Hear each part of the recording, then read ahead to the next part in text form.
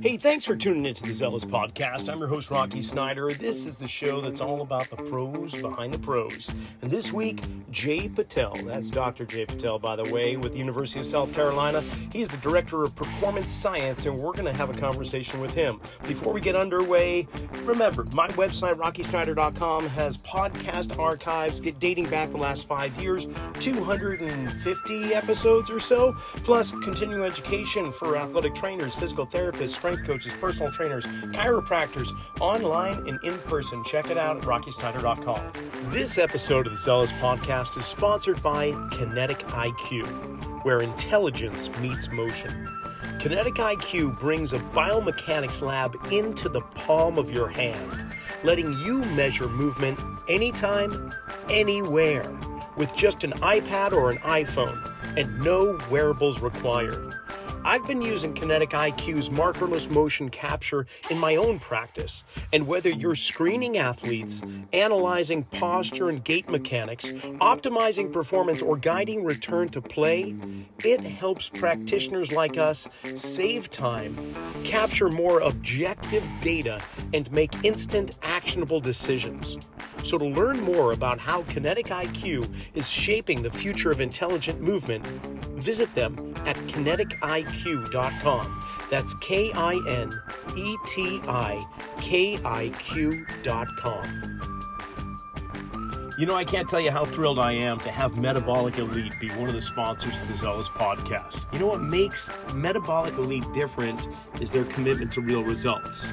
I've seen a lot of supplements and performance enhancement things over the years, but they pair clinical experience with innovation, like Lipitab, their proprietary solid-state liposomal delivery system. It's a chewable format which enhances absorption like nutrients like BPC 157 and synapses. They're delivered more efficiently in the body, supporting recovery, focus, cognitive health. Their formulas go beyond the basics, solving performance health challenges at the system level. Every product is tested for quality, it's backed by research, it's trusted by athletes and clinicians alike. So learn more at metabolicelite.co. Be sure to follow us on Instagram at Rocky_Snyder. And tell a few friends about this podcast. Click subscribe, let them do the same. Enjoy the show. Jay, I've been waiting several months for our Ducks to get in a row here since we were hanging out at the NSCA conference in Kansas City this summer. I had to sit in on your lecture because it was just, it was just kind of like talking to me. You were talking about the foot and biomechanics and gait and exercise. And I'm like, I have got to hang out with this brother. So first of all, welcome to the Zelos Podcast. Thanks for chipping away some time and making this happen. Oh, thank you. Thank you for the opportunity. It's an honor to be on here. Man, so, okay, I got to start off with this question. You were raised in Mobile, Alabama, but you were born in Fiji. Now, of course, being a surfer, I'm thinking, what would it have been like if it was just the opposite? Like if you were born in Mobile and then you moved to Fiji, we'd probably not be having this conversation right now. Hopefully so, but yeah, there's no telling where the conversation would be if it was opposite. Dang. So, so give us a little background about how Jay Patel found himself eventually being director of sports performance science at the University of South Carolina. I know that's not your end game. There's more to happen in the future, but what led you into the path that you're on right now? Yeah, no. So, I mean, I was born in Fiji, and I spent maybe 3 or 4 years there. So I wasn't there for too long before we came stateside. I spent a little bit of time in New Jersey and Michigan, and then really grew up in Alabama. And growing up, I was always the athlete, or excuse me, I was the one who attempted to play sports. Not quite the athlete, but I was the one who always ran fast, jumped high, and got on other people's nerves. So was always able to get some aggression and energy out. But I did all my schooling at Auburn University. I started off with a bachelor's in biomedical sciences. I wanted to go into psychiatry and truly understand the mind of individuals and specifically athletes. And with that, getting in med school is always a little tough. So went down the path of a master's, and I was a strength and conditioning coach there, as well as a personal trainer So I got my master's in exercise science, but again, I was always in the athletic background, but the strength and conditioning, the performance, understanding the human body. And, since then I volunteered for a research study and looking at the effects of foot architecture and balance at different heights. And ever since then, I just have been asking questions. What impacts what? How does this have an effect on this? And ever since there, and then went down the dark route of pursuing my PhD. Ended up with a PhD in kinesiology with a concentration in sport biomechanics. And with that, my dissertation looked at the role of arm swing in human gait. It's always been long thought that arm swing is there for balance. But what we found was that through the thoracolumbar fascia line, or the fascial train through the posterior chain, we found that your right glute and your left lat co-contract together, and your right lat and your left glute. So we found that working on arm swing, driving your arms, can actually help you accelerate and get to that top speed, that max velocity, a little bit quicker. I love it. I love so I'm going to back up for a second. And you dove into psychology. Are your parents, do they have a background in it? What inspired you to go into understanding how the mind of an athlete works? So yes, my dad is a physician, and Ah, I don't know if you know too many Patels, but in our culture, in our family, it's if you're not a physician or a lawyer, you're a failure. So kind of wanted to go down the path of becoming a physician, but I mean, for me, it was, I always, you know there's always that piece of me that I don't like knowing that there's something out there that I cannot do if I put my mind to it. And the field of sports science, and this was 15, 20 years ago, so it's been a while, but this field of sports science was growing then. And with my background playing sports, but I also participated in MMA. I started off in taekwondo, but with mixed martial arts, one thing is you are stripped bare of any equipment, any technology. It is you and the cage and the guy across from you, may the best man win. And that was one piece there where it was always, mentally, you have to be 5 to 6 moves ahead of where your opponent is. And that part always fascinated me of how the brain really works with the body. Because again, you have a plan going into any situation, but as soon as you get punched in the mouth, that's when the plan deviates. But you have to be able to adjust and adapt over time. So that's really the piece that brought me into wanting to understand human movement, and really the science behind why do we do things the way we do. right on. Okay. So in my hunt for more information about yourself and some of the publications you've had, I actually ran into this other Dr. Jay Patel, MD, who is very much into hip replacements and prosthetics and so on. Any chance that's your dad? No, sir. No, there No. there are a lot Oh, of there are a lot of Patels out there, and there are a lot dude, of I would Jay have laid Patels out there money on too. it. No kidding. And he's in South Carolina of all places. I'm like, Yes. oh, wow. I Very mean, cool. Okay. yeah, within the healthcare system that I work in here, at one point in time, there were 4 Jay Patels here in Columbia, South Really? Carolina. Yep, That's crazy. Now, Patel, of course, that's Indian, is it not? Right. correct. So you're Fijian Indian kind of blend there. Hmm. Damn, that no wonder you're so damn handsome. Okay, so for those that are listening, yeah, go to the video and you'll see. I'd rather keep it audio so that my looks are not compared at all. Because damn, you're striking. Okay, so let's talk about gait a little bit. Let's just totally geek out for a little because we don't talk about arm swing very much. Usually it's like heel strike, toe down, stance phase, swing phase, and all that. But bringing in the upper body is essential. And when you start to look at everything that has to occur during the entire gait cycle, it can be obviously overwhelming. I mean, just tracking how the scapula must move in 3 planes of motion through the entire gait cycle, you get a better understanding and appreciation for what all the soft tissue has to go through to allow that motion to occur. But you bring up the fact that arm swing, originally thought to be stabilizing and counter rotation or deceleration and so on, but also now you're looking at propulsion. How did you like? How did your dissertation go about that? What were you actually looking for while you were bringing that up?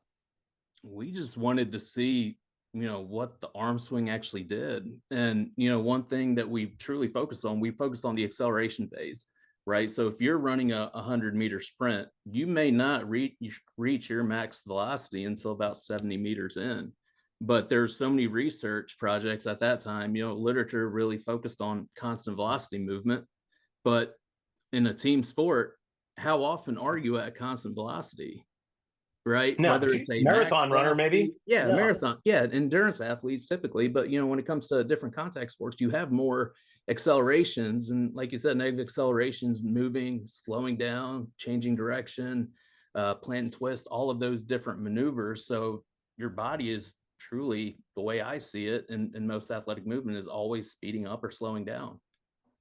Okay, with that, as you were exploring it, at the time you were learning like gait analysis, biomechanics, the the approach of how would I say like integrated force production, transference through the body was kind of understood, but I bet I have a sinking suspicion that the more you really delved into arm swing, the more it became evident that the hip, the foot and ankle, and the opposing arm is like, oh my gosh, they are so married. Now, the level of appreciation you had must have just hit the ceiling. Did it? It did. And it keeps going, and going back to our discussion previously, it all starts at the foot, right? When we talk about Newton's third law, action reaction, for every action there's an equal and opposite reaction. Any type of acceleration, any type of force we generate when we're walking, jogging, sprinting, accelerating, starts at the foot. So kind of going back to, I can't remember when I heard this from you. I know it was from you. It could have been 5, 6 years ago. I'm not too sure, but you described, an unbalanced individual just by putting a sugar packet underneath an unbalanced table. And that clicked with me. It resonated with me because, you adjust one piece there, you are activating different intrinsic muscles of your foot. You're activating different muscles of your lower extremity. The timing of the joint actions and the sequence of activations just has a huge role with kind of everything from the toe all the way up to the fingers. So how it's all related and the timing can just be thrown off so quickly, based off of, I mean, let's say you stub your toe and a week later you're trying to exercise and you feel something weird, but we adjust and we adapt and uh, move differently to avoid any type of pain or discomfort. So it can be something small as that affects the way we're moving. Truly. I mean, how can it not? It's all connected, right? So even something as innocuous as a little finger has a role to play ultimately. And and it's remarkable. The more you study it, the more you realize, wow, that could have precipitated this issue with the opposite shoulder or their lower back or that knee. There was cause and effect. And every time we lose uh, a resource somewhere in the body in regards to movement, we've Mhm. got to make up for it in some capacity or other. And it's all on an unconscious level. So, Yeah. how was this received? Like, was was it at the time you were doing your PhD and studying all this? What was the mainstream thought, or the even the faculty that you were working with? Was there pushback? Was there a lot of disagreements? What was it like? Was it just like I have no idea why you're even studying arm swing?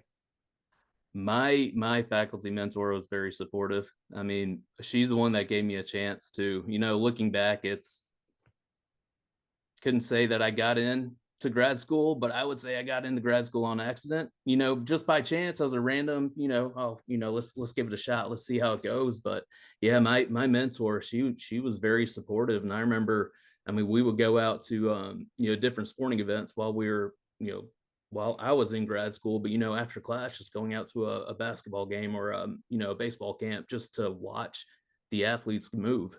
And I mean, from there, there's always going to be some relationship with, like you said, I mean, it could be something as innocuous as your finger, but, there's always a relationship with how everything coincides and, syncs up together.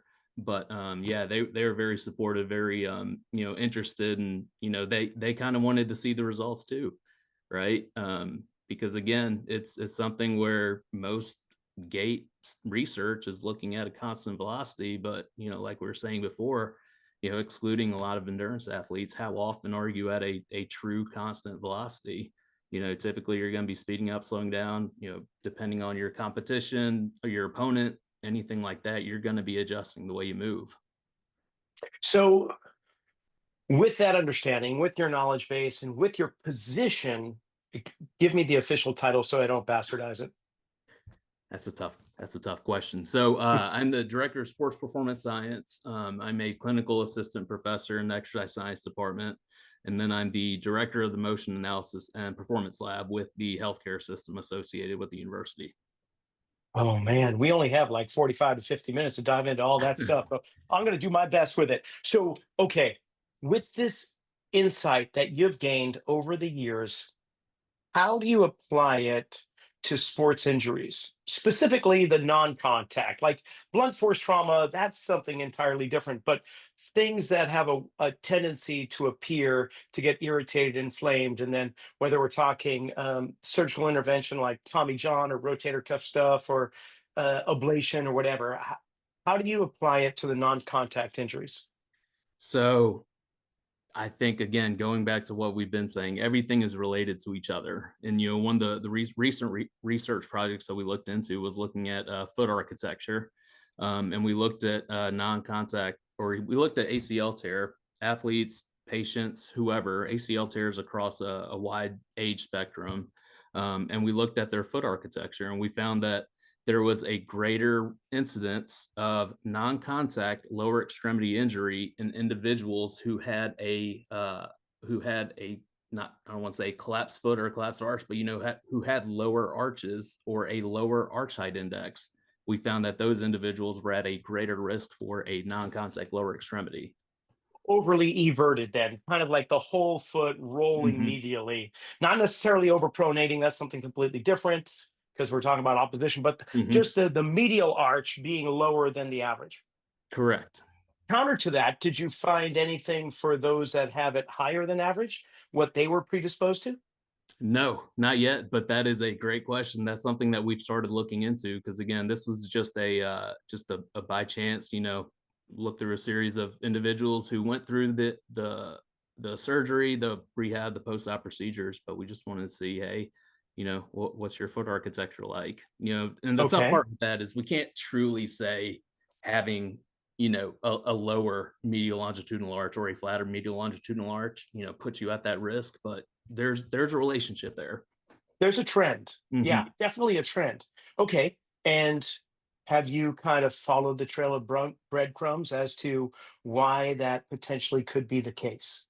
I mean, I think just the kinetic chain, just looking at how the forces go up the body, if our medial longitudinal arch is there to help absorb force, absorb shock, and we aren't utilizing it, or we don't have, a significant arch, all that force has to go somewhere. And where does it go? Up the chain: ankle, knee, hip, pelvis, low back, trunk, thorax, like you were saying, Yes. earlier, it all goes together. Yeah, definitely. So in my head, I'm just kind of like doing the puzzle, and I'm going, okay, well, if I had a foot that's overly everted, it's going to send the talus medially or internally rotated, which will encourage the ankle to dorsiflex, which will couple that most likely with flexion of the knee, and traveling slightly medial or valgus, which will give the hip more flexion. So therefore, the glute and the proximal hamstring and the VMO are now in a lengthened, loaded position that don't have the capacity necessarily to shorten back to a natural resting length. So now they're overworked and trying to reduce it, but they're also weakened by that.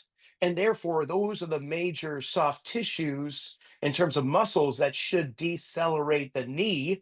And if they can't do that, if they're predisposed to be weakened in that state, then that's going to put even more emphasis on the ACL to reduce the rotation between the femur and the tibia. It's like it's Hmm. it's almost like I would expect, honestly, if you were, I mean, I'm totally going to geek out. I already am. But if we go with an overly inverted foot, one with a more pronounced higher medial arch, then they actually have the muscles that are in most likely the opposite state where they're shorter than they need to be. They Hmm. don't know how to lengthen back out. So that could quite well put them at the same likelihood for an ACL tear because they don't know how to travel in that direction because rarely do they ever get an opportunity because the arch stays rigid and Hmm. therefore it doesn't collapse the knee immediately and therefore the muscles don't know how to decelerate.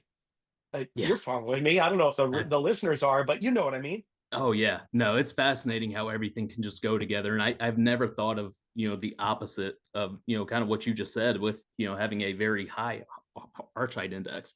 It has an opposing effect, but it changes your mechanics. Yeah, Yeah. they're probably predisposed toward inversion sprains also Hmm. because of where their mass is going to be traveling with that higher arch. Oh, we could talk about inversion sprains till the cows come home. But here's what I want to know is how do you apply sports performance science to your sports? Like what are we talking about? Like what are your roles and responsibilities? I'm fascinated the fact that you have this position at South Carolina. Like how do you see yourself fitting into all these sports? And I know, damn man, you're busy. It took months for us to get an open time here. So it has been something that has evolved over time, and I think, going into the field of sports science, I think what the last 10 years, I think has exploded in a positive way. There's so many sports science positions, so many data analyst positions, all these performance science and high performance departments are coming together. So I mean, I feel like my role has evolved. And one thing with the initial premise of the role was, to support with technology. There's so many new things coming out everywhere every few weeks, it seems like, where, we had to go through and vet it, where it was, is this worth it? Is this not worth it? How does this benefit? The pros and cons, just kind of all the above of everything. And really it's, how can this be applicable to, the student athlete in general, not just, specific to one sport, one team, whatever. But Okay, what's some of the technology that makes the most sense to you? You don't have to name the companies if you don't want to. And which ones are the most asinine? oh man, my personal opinion, can I say all the above? So I think, Oh, force plates are huge, heart rate monitors are huge, GPS monitors are huge. Um, you know, all of those metrics are growing. And I think it goes back to what are you using it for? Are you using it for different baseline tests? Are you using it for mid-season tests? Or are you using it to monitor load? Potential fatigue markers, which, if fatigue, the term fatigue, we could talk for hours about that. But, is there a way where we can, I don't want to say predict, but is there a way where we can, flag different individuals to see, all right, there's something going on here, based off of their jump data, based off of their reaction time, based off of their, one thing we're looking at is eccentric load, how their eccentric depth during a counter movement jump, just contact time, the way they're landing, their mechanics, is there something that's pointing us to, all right, there's something going on. And the hard part is learning that, data doesn't give you any answers. I think data is there to just help you ask better questions. And I think it's tough. And, the staff here is phenomenal. They're all so intelligent, so smart, how they can put all the pieces together. And a big piece of, how I feel, what sports science is. I think sports science is a like a holistic approach to human movement, not human movement specifically, but athletic performance, where it is a sports medicine. So let's say it's an athletic trainer communicating with the strength and conditioning coach, communicating with a dietitian, communicating with a psychologist, putting all the pieces together, because, athletes are a very, unique, they have a very unique set of skills. And, very rarely it's more than just one piece of the puzzle that has an impact on overall performance. So I think it's really the holistic approach of, talking to the coach, talking to strength coach, talking to athletic trainer, bringing all those silos together, because it's easy to get stuck in your own skill set. We have more faith, just like the Bruce Lee quote, we have more faith in what we imitate than what we originate. And we look at what's worked for other individuals and we try to base it off of that. But really, it's understanding the individual as a whole when it comes to, again, their physical attributes, their emotional, their mental, all of those pieces play a role in how they perform. Oh, sure. So, to simplify matters, if I could, in some ways, you're a dispatcher. Yeah, that you're going to take into account this athlete that's competing at this level, at this sport. Here are the things that they need at this moment in time. But then again, you've got other people that are helping to assess things. It's almost like, not that you're an overseer, especially in the South, that's probably not the best term for it, but you know what I'm saying. It's like you're on the hillside looking at the bigger picture, but you also have a telescope in your hand where you can at any moment in time just kind of home in on some of the more fine details, but you really are the one looking at the bigger picture at the same time. That's the goal. Yes, sir. That's the goal. And that's, like I said, it's something that's evolved over time. Probably my short attention span does not help that, but I always want to try to find the answer to whatever question there is. Okay, and out of all the sports, I think before we hit the record button, you listed about over a dozen sports that just in the fall itself, that close to 15 sports or so, and you mentioned swimming. I, I'm thinking that's probably one of the most challenging sports just because of your background in biomechanics and how it's more land-based. But what sports, if you could, if we're sitting down and you were to do self-assessment of your strengths, weaknesses, what what sports would you say are you learning the most from? You know? That's a good question. So I would say my weaknesses are in all sports, where, again, understanding how that athlete moves. For me, I had a brief stint at Auburn, but for these athletes, they are in a different world now, right? They're collegiate student athletes and they have so much going on. With the emergence of NIL, with Yeah. all of that stuff plays a role into it. So, I mean, I think student athletes nowadays, they're at a different level of stress than I can truly comprehend. So, I want to try to find the similarities of all these athletes. And, something that we talked about when we last met at, what was it, in Kansas City back in July, but, it was the effects of all these metrics, all these movement patterns in the non-athlete too, which I feel has been helpful with, working with the student athlete. If for me, fortunate enough at the hospital, we partner with the children's hospital, so we could have children as young as 3, 4, 5 years old with developmental disorders, cerebral palsy, spasticity, MS, any of those movement disorders. And we utilize the same equipment, 3D motion capture, EMG, force plates, all of these metrics to essentially support with the therapist, the surgeon, physician, the team to help that child walk and move better. The Zelos Podcast is sponsored by Kinetic IQ, where intelligence meets motion. Kinetic IQ brings a biomechanics lab into the palm of your hand, letting you measure movement anytime, anywhere with just an iPad or iPhone. No wearables required.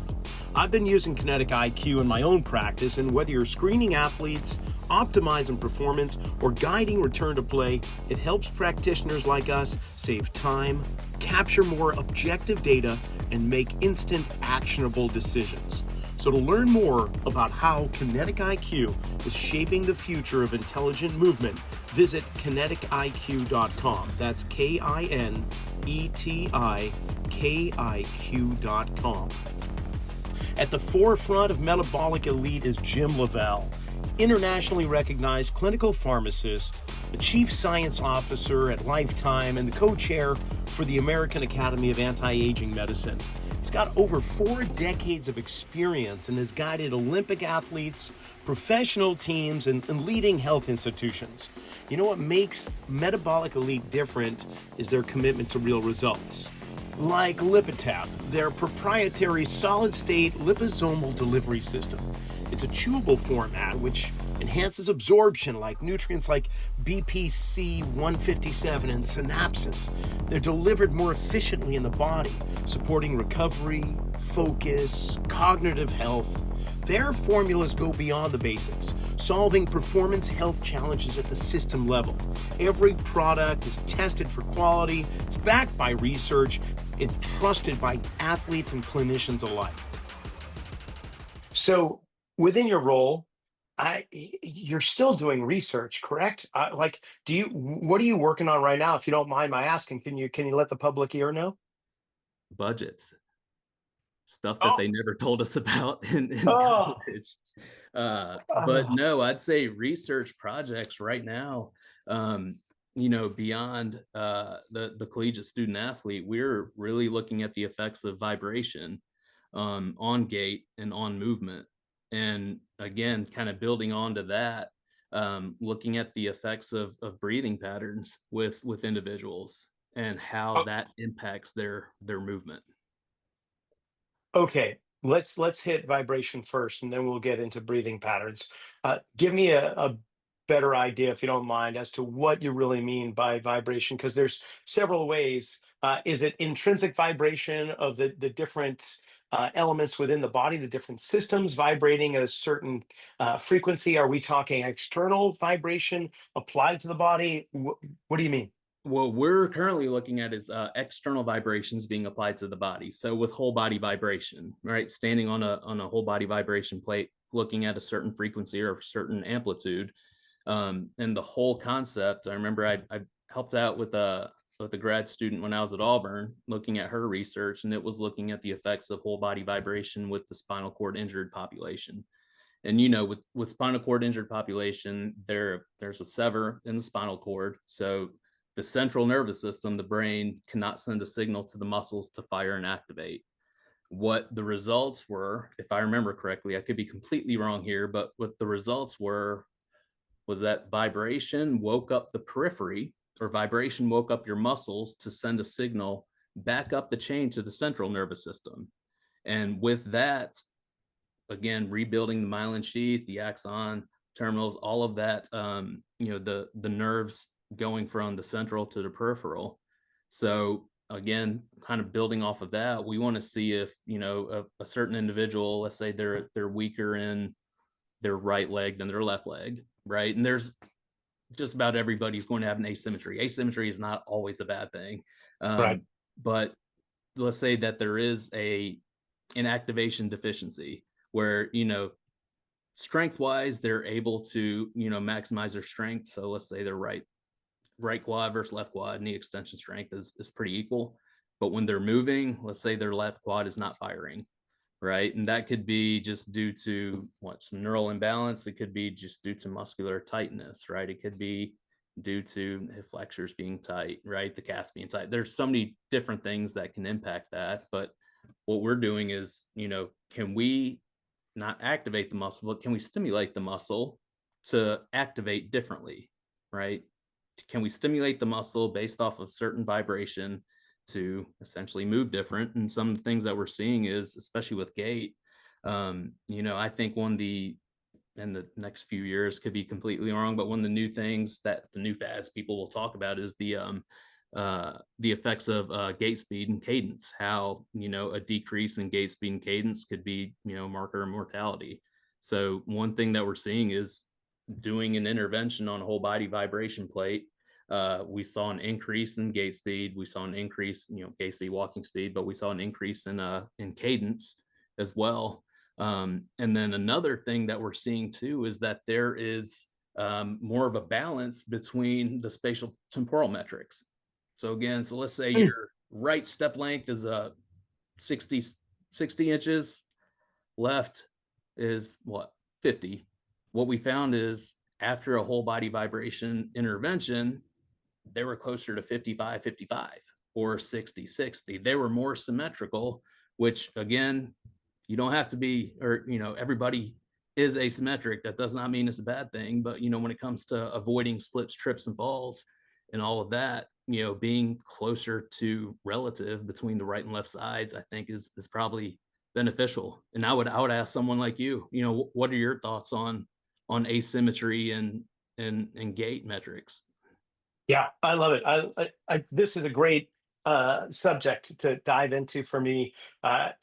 Granted, we're all asymmetrical. One heart, a lung that's two lobe compared to three, one spleen, one stomach, all different placements, and that's just the organ structure. How our bones develop is not symmetrical either, and our growth plates will be active at different stages throughout our early years. So, but the closer we can get toward a more centrated body, the more we can minimize asymmetries from a biomechanics standpoint, like the happier things are in general, the better our structural alignment is for joint spacing, for neural activation, for the joint capsules where the proprioceptors and mechanoreceptors are. I think that's spot on. In fact, we do whole body vibration here in my studio, and I especially love it for people that have peripheral neuropathy.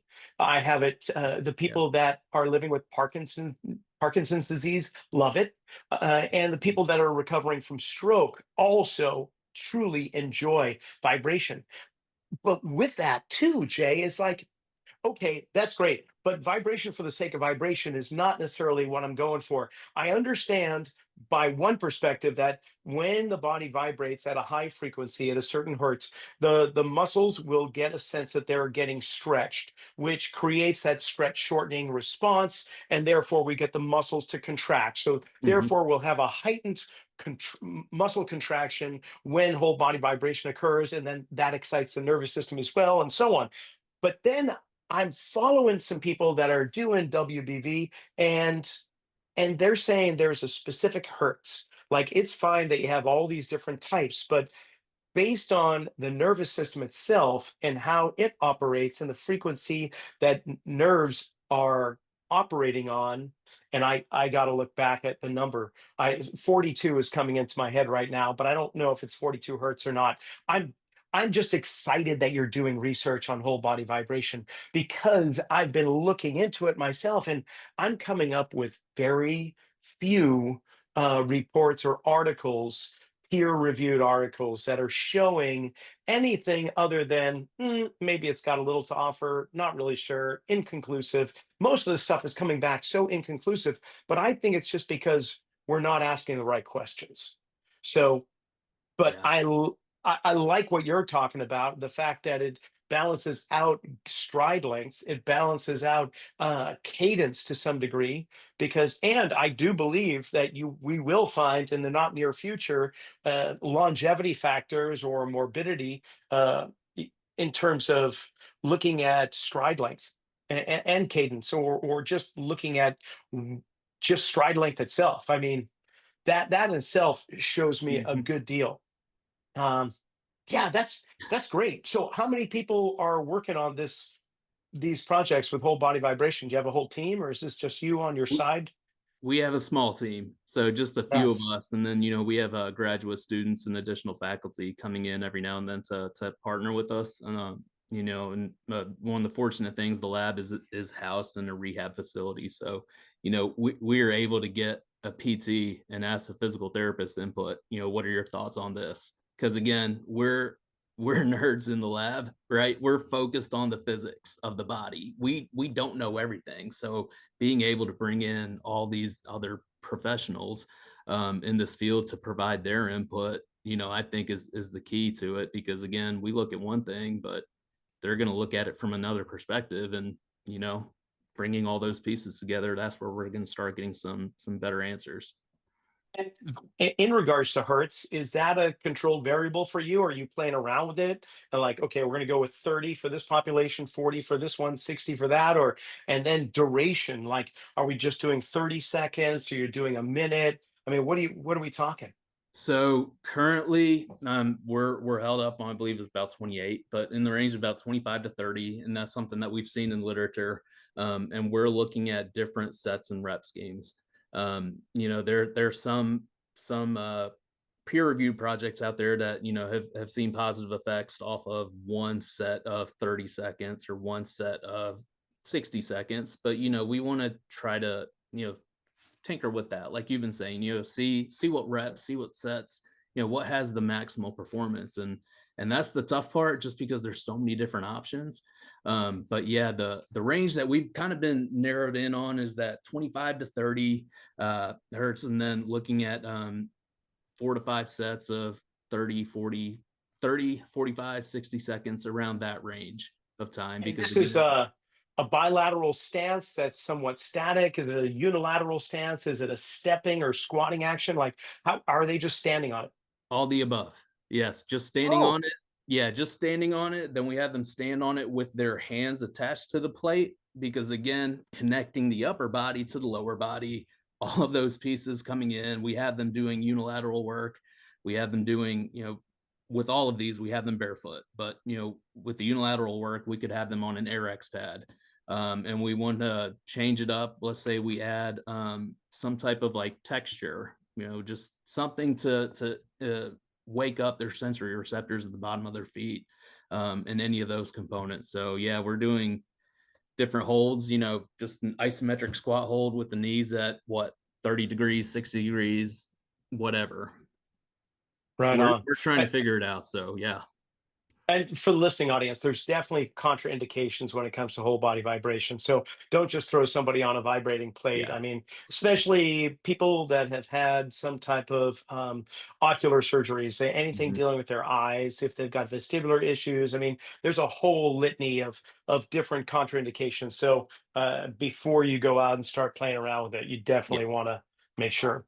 Well, that's exciting. Okay, so man, we've covered a little bit of research. We've covered some of the sports. What are the sports that you really are jazzed on? That you're really like, I really not that it doesn't diminish the other sports, but just your own personal preference. Are there some that you're really intrigued by or that you just have an affinity toward? I mean, I would say just different team sports: soccer, basketball, football. And for me, football, because I participated, played football. But those are sports that I just comprehend a little bit better.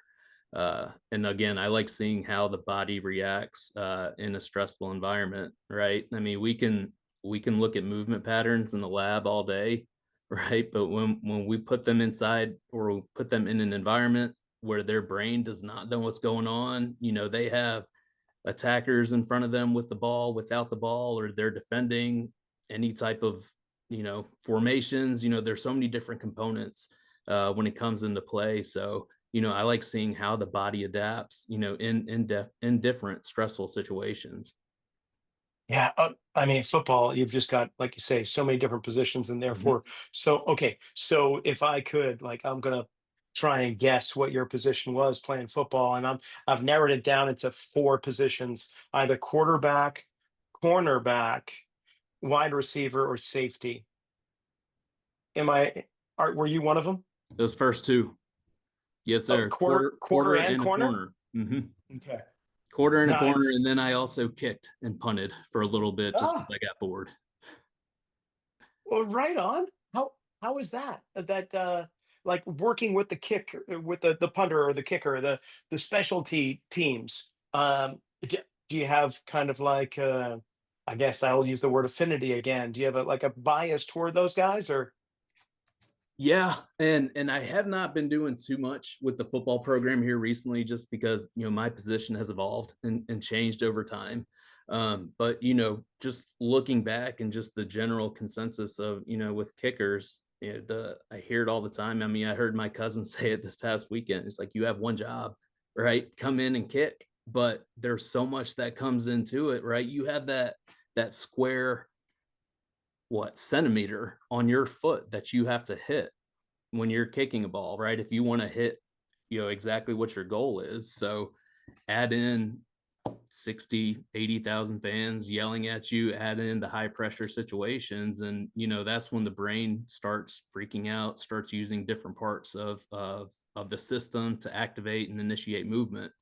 Right. So that's one thing we're starting to look at now is, when we're stressed, when we're put in a stressful situation, our respiration or our breathing changes, right? Respiration can be that chemical process, and then breathing psychological. When we're stressed, we start breathing differently. You know this better than anybody out there, the effects of posture with movement, right? When we are stressed, we start shrugging our shoulders up. We start using different muscles of our neck, our upper traps, our scaling muscles to help us breathe. And I mean, if we extrapolate the average breath, so I mean, let's say the average person takes about 15 breaths a minute. We do that. We do the math: 1,000 an hour, 24,000 a day. I mean, imagine doing 1,000 crunches every hour. And that's why certain muscles on certain individuals get tight over time. And, if we're moving like this, or if we're moving with shortened breaths, we're going to be using a different, or tapping into a different part of our brain to activate our movement patterns. Yeah, yeah. So as I understand it, that the shoulders elevating, depressing up and down, very common for asthmatics, but that's your sympathetic state. Like it triggers the sympathetic state and stress. And then Mm-hmm. when you're breathing in and out through the chest, okay, you're somewhere in between sympathetic and, I won't say like in the zone necessarily, but breathing into your belly is where you're going to drop down and much more into the parasympathetic. Think of meditation and all that. Yep. So, yeah, that's Yeah. really cool to look at. So, how do you incorporate breath work into the sports? We're still trying to figure that out. One thing, Mm, like you said, the diaphragm, when we're using our stomach, the diaphragm works as a hydraulic system, right? It pulls our ribcage down, pushes it back up.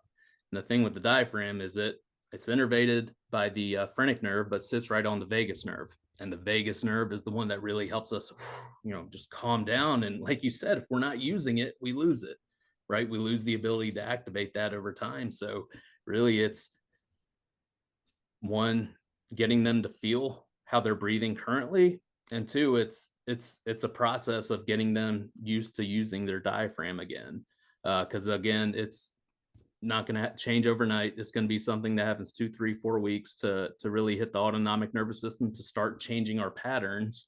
But again, it's a start of, can we tap into their diaphragm to help them activate their vagus nerve, to help them calm down. And one thing that I want to start looking into, is going to be tough. It's my personal opinion, so I can't relate to any of my employers, but I want to see the effects of being in a stressful environment, and then tapping into different parts of the brain and how that affects our movement. Right. So when we're in a calm state, we use our prefrontal cortex to think and respond and react. When we're stressed, we have our short breaths, short, shallow breaths, heart rate goes up, respiration goes up, body temp goes up. We start using our amygdala, and our amygdala does not rely on our brain is there to protect us, right? It uses all of our priors, right? It takes our priors in consideration. Everything is experiential. If you've never experienced it, you don't know how to react to it, right? So when you start using your amygdala, that's when you're in a situation of, oh, I don't know what's going on. You start using different parts of your brain, you start activating your muscles differently, and who knows what happens after that. okay, so along that line, and I think you'll totally geek out with this. We've been focusing so much on active breathing and respiration. Well, my 18-year-old kid, he's getting ready for his third full winter season of big wave surfing. And for the last, I would say, really for the last 18 months solid, he's been working on apnea training. He's been working on breath hold, and which is kind of, I would say it's the counterbalance between the breath work that everyone's been trying to focus on, like box breathing or any kind of cadence or hold like that. He's now up to 5 minutes in a comfortable environment. And of course, what do you have to do when you hold your breath? You've got to relax. You've got to fight the emotions, fight the amygdala kicking in, and maintain a pre-cortex kind of state of being. Hmm. And his apnea coach does this on land as well as in a swimming pool, and obviously it's fully supervised, very, and these are all lifeguards including my son, so these guys are very much safety oriented. But what we're finding is a higher concentration of focus and concentration, and I haven't done any blood testing, but I'm going to imagine that myoglobin and hemoglobin density is through the roof. And just there's other things that are poking to the surface that are just screaming to be looked at from a research perspective. So if Yeah. you've got some grad students that don't know what they want to do, then apnea training is something that I'm very interested in. And the only ones that are really out there right now are the free diving community, the competitive free Hmm. divers that are going down the big holes and all that. You don't have too much. Meanwhile, big wave surfing is recorded the highest sustained heart rate of any sport, which is Wow. 182 beats, 182.4 beats a minute, sustained over 2 to 3 hours. Wow. Like, so Wow. Yeah. consider that. So when you've got your competitive athletes on the pitch, the field, or the court, like having them maintain focus, I just wonder how apnea training can come into play as well. I don't Yeah. know. No, that makes perfect sense because one thing when we hold our breath, it's really the built up CO2, all the used up gas that sits in our lungs. If it Yes. sits in our lungs, when we have an increase in CO2, our cerebral spinal fluid, which is the receptor that senses that, notes that our blood becomes more acidic, our muscles don't fire as much, and then that's where again those firing patterns don't come into play. That's when your kidneys go in there to release sodium bicarb, and when runners get their second wind, that's really what's going on there. But if you are in a stress state nonstop, and again, physically, emotionally, cognitively, mentally, all those stresses, you don't have to appear stressed, but if you're stressed internally, all of that's going to have an impact, and that affects our blood, affects the way our muscles activate, and affects how our muscles activate over a long period of time.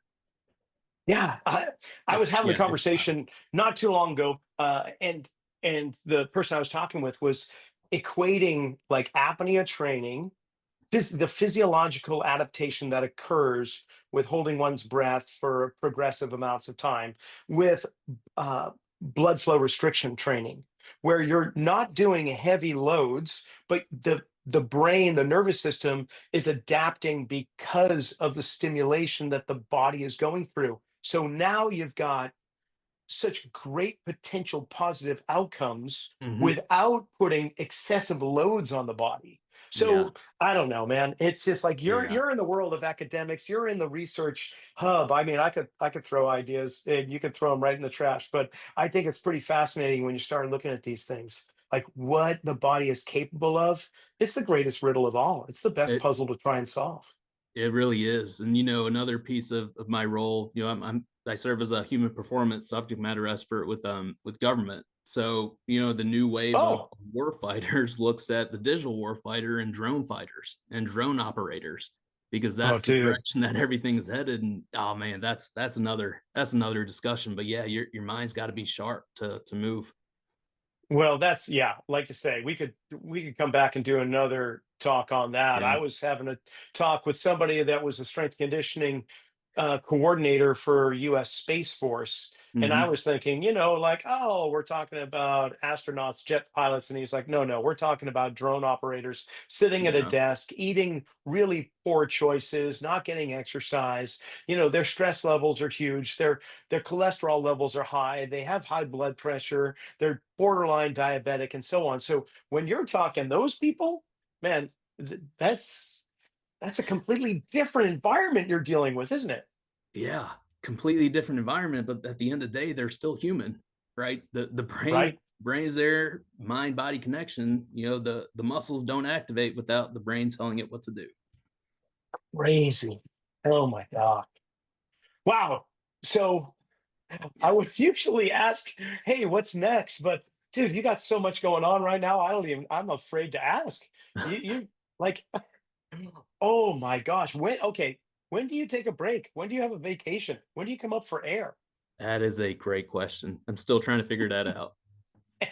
Wait, are you married with kids and all that?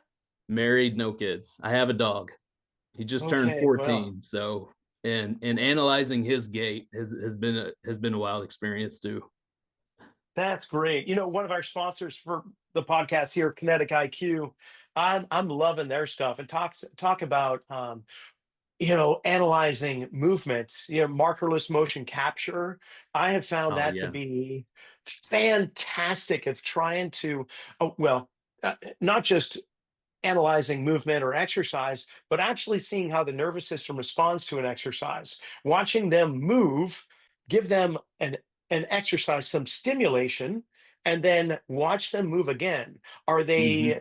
getting into a more balanced, centrated place, or is it driving them further away? The more you watch, I mean, Yeah. I'm preaching to the choir here, but you must see it all the time. You must see, like, literally, you watch somebody do something and then you watch them again. You're like, whoa, that's a sympathetic response. Something's not quite right. That's a threat state. They're going deeper into those imbalances. Hmm. Am I just blowing smoke or you see it too?